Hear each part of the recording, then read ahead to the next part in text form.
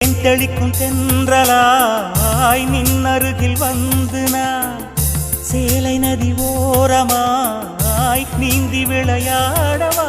நாளும் மின்னல் கொஞ்சம் தாழம் பூவை சொல்லி ஆசை கேணிக்குள்ளே ஆடும் மீன்கள் துள்ளி